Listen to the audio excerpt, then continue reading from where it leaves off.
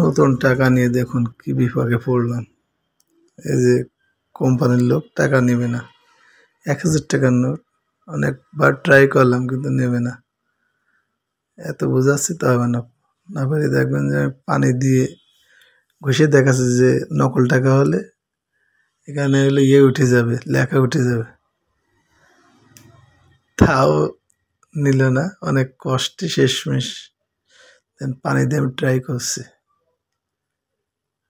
পানি দিয়ে ঘষে ঘষে দেখাচ্ছি, তাও হবে না।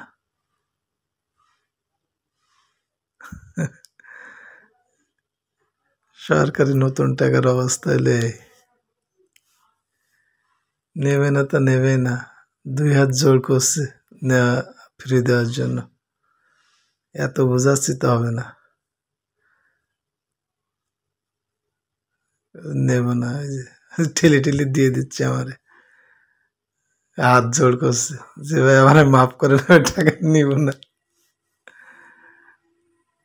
তাহলে কি করবো কন?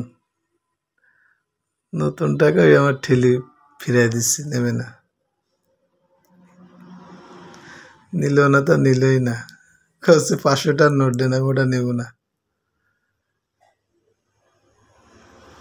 আমি বলছি না নিলে তোমার দেবো না টাকা, ২ দিন পরে আসবা।